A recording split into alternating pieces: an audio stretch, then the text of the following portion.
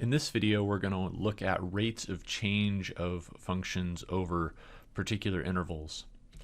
To introduce this idea, let's think of a real simple situation of driving a certain distance in a certain amount of time. So in this graph here, what you see is this kind of zigzag set of lines here represents the idea that we have this vehicle traveling over time, and it's not necessarily going the same speed the entire time. So you can see on the x-axis I have time in hours, on the y-axis I have distance in miles. And so the idea here is I can see I haven't gained tons of distance over this set of time here, but then over this next period of time in the next segment, I've gained a lot more distance during that time. So we have different things happening in different segments of this time period that we're traveling, but we can still talk about overall how fast are things happening, and that's kind of represented by this dashed line here. So this dashed line kind of goes from here, 0, 0, right, to, I'll just go ahead and label it, the point 0, 0, up to this point here, which we can see is the point 2, 100. And that's really representing this idea that I've covered 100 miles in the 2 hours that I've been traveling. And so pretty quickly you would realize, okay, well, 100 miles in 2 hours means I'm going on average 50 miles per hour, right? And I know that that doesn't mean I'm going 50 miles per hour for the entire trip, but that's what I've averaged. All right. Now let's just take this little computation we did and let's just write it a little bit differently. One other way to think this through would be to say, here I was at 100 miles. At this starting point, I was at 0 miles. And so I'm going to figure out, okay, well, what's the difference between where I was at here and where I was at here in terms of the distance? And then I also, on the bottom, can do the same thing, right? Here I was at 2 hours of time. I started out at 0 hours of time. And of course, that gets me the exact same computation. But the reason that I introduced this is because this is really what we're doing when we're looking for rates of change. We're looking at how one quantity, in this case the distance, is changing as the other quantity, in this case time, is changing as well. This is what we refer to as our average rate of change.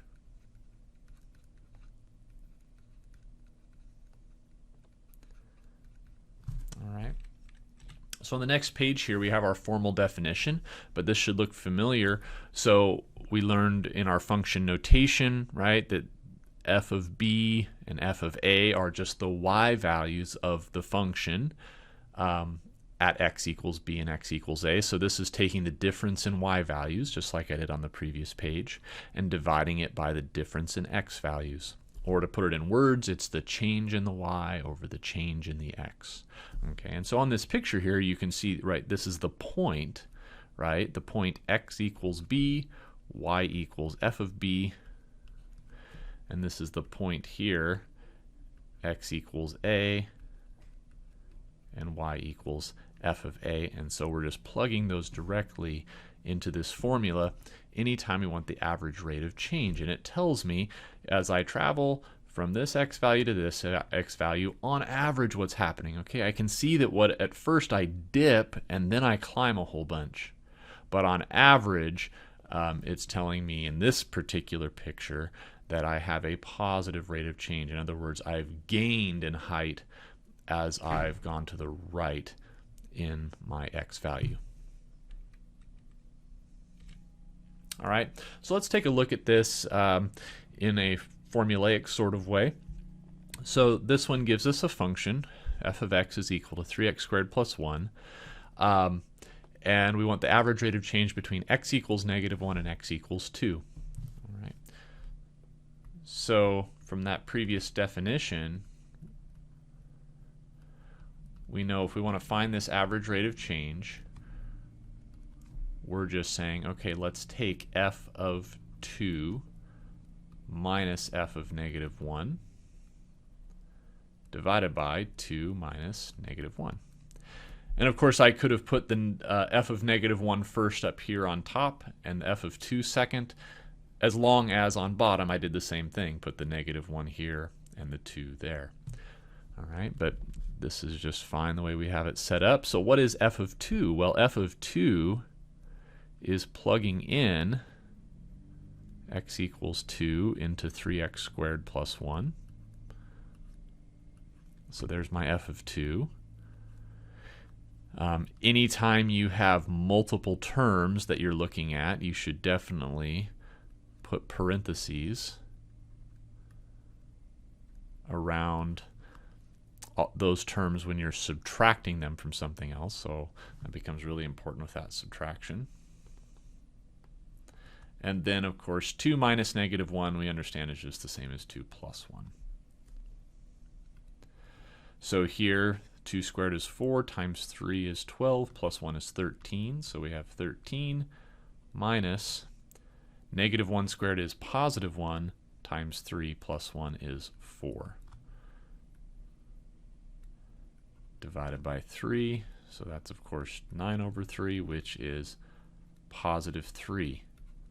Okay, there's our answer right there, but let's also understand that when we want to think of this as a ratio, that's 3 over 1. So what that really means is I'm gaining 3 ticks in height for every 1 tick I go over horizontally to the right. And I think it's worth just not losing track of the picture of what's going on here. So in our graphing calculator, if we pull that out and we go to our y equals menu, we can go in and type in 3x squared, and so I'll just find this little variable button here, hit x, and then my square button, plus 1. And what I want to do is take a look at what this function looks like over the interval we're interested in, right? Which was x equals negative 1, and you can't see it right now, but x equals 2. So if I hit graph, first of all, it'll show me the graph, and here's x equals negative 1, here's x equals 2, but there's a lot of space out here we're not using. So it might not be a bad idea to go to Window and just adjust the x values we're looking at. So maybe we only look at I don't know, how about negative 4 to 4, for example, because we want to focus in on that smaller window, and just to make sure we're not cutting off too many y values. I don't really need these negatives, so I could start my minimum y value at 0. And I could go up, let's just go up to 25. See what that looks like. So here's a picture. And so what are we saying when we're saying the average rate of change is 3?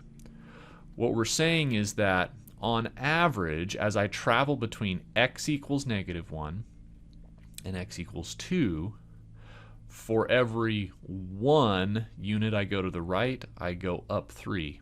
Or perhaps another way we could look at it is looking back at this unsimplified version, 9 over 3. This is saying as I move 3 to the right, I'm going to go up 9. And so let's see if that bears out here. Okay. One little nice feature on a graphing calculator is to use the trace function. That allows you to put in any x value and it'll tell you what the y value is. So if I hit trace here and I start at negative 1, right? There I am at y is equal to 4. Okay.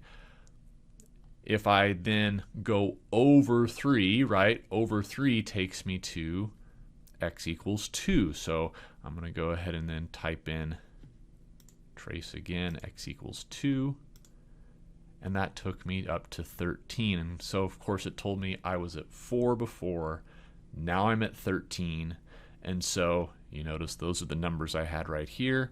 So all this information here is literally telling me on average what's happening, how is the function changing as I move to the right.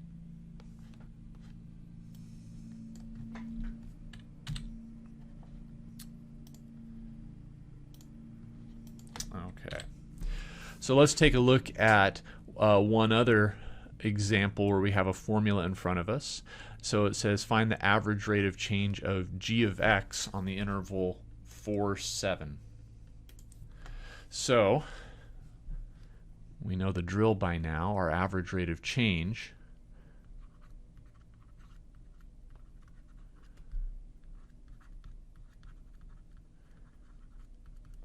is going to be the difference between g of 7 and g of 4, all divided by 7 minus 4. Okay, but then g of 7, what is that? That's 3 divided by a 7 plugged in for x.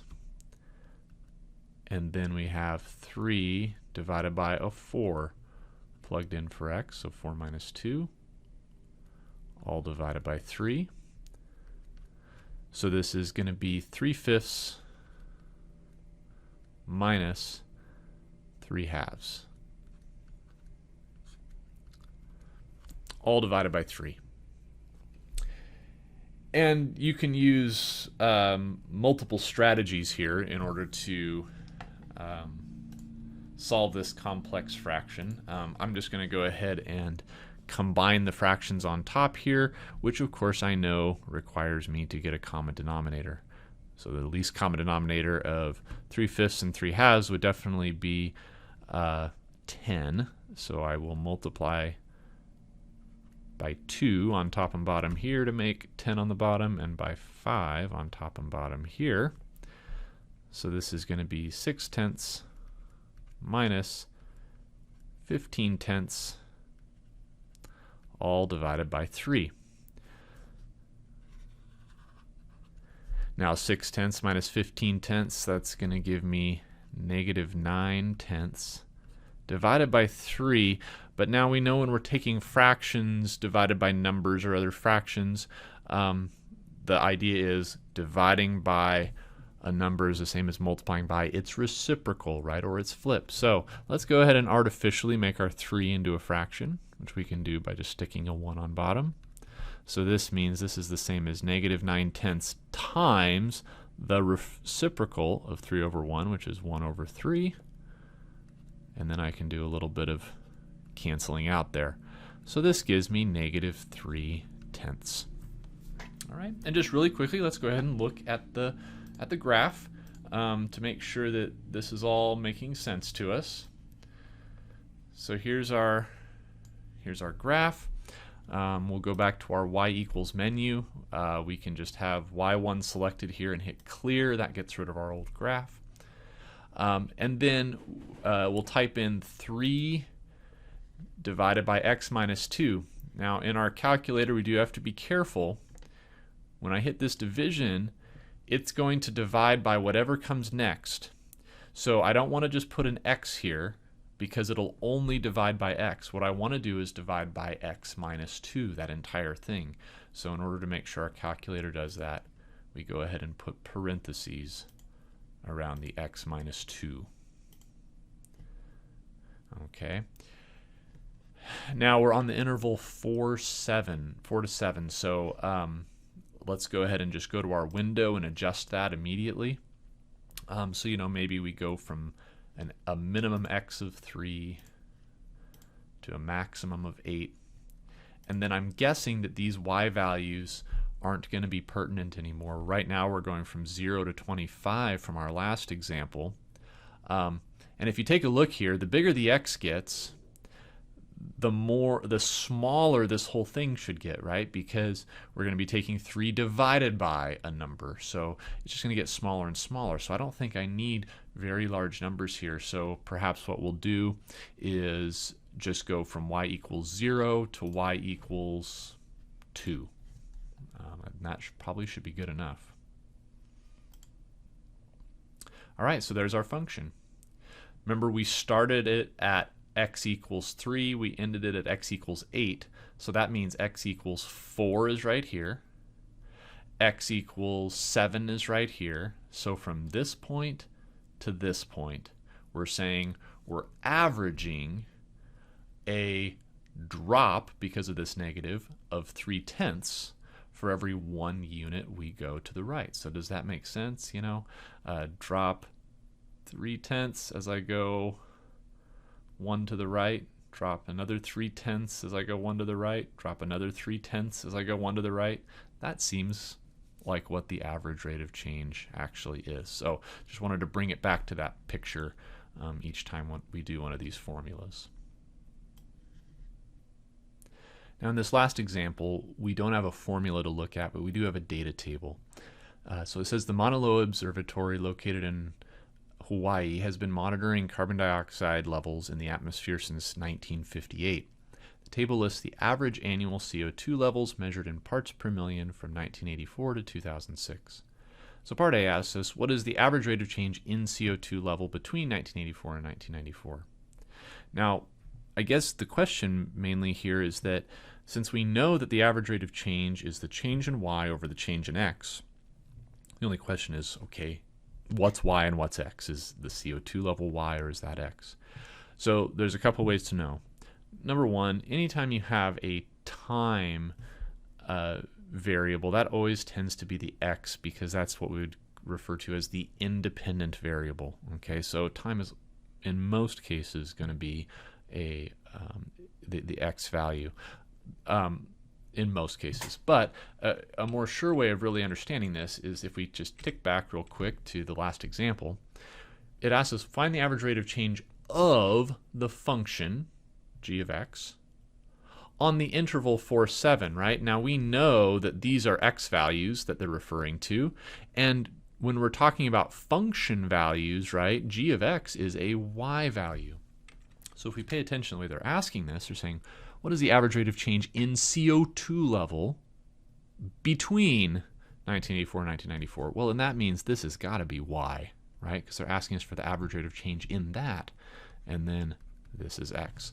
And so we definitely want to have the CO2 level as our y value, as our dependent variable, and then of course the years is the independent variable.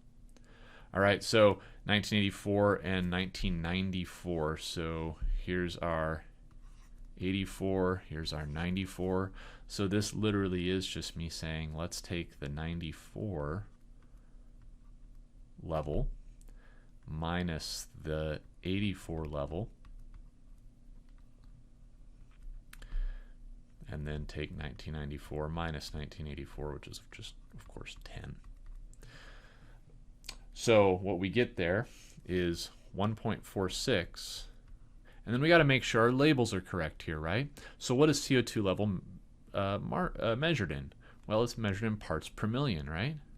So parts per million is the y unit, but the x also has a unit associated with it, right? It's years, okay? So 1.46 parts per million per year. And we can answer the same thing here. Part B, what is the average rate of change in CO2 level between 1996? So that would be this one, and 2006.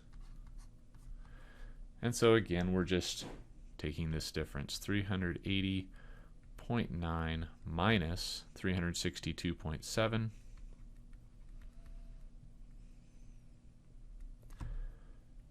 (2006) minus 1996, and so our answer here is 1.82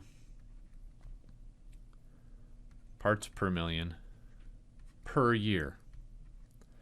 All right, so let's kind of step back here. It's saying up here we're saying that the CO2 level is increasing by 1.46 parts per million per year on average, right? It's not saying it's doing that exactly every year, but on average that's what it's doing. But then we go 1996 to 2006, and when we take those as the 2 points we look at, we see an average rate of change of 1.82 parts per million per year. So what we have is that the average rate of change is a lot greater during this time period than the previous one that we had looked at.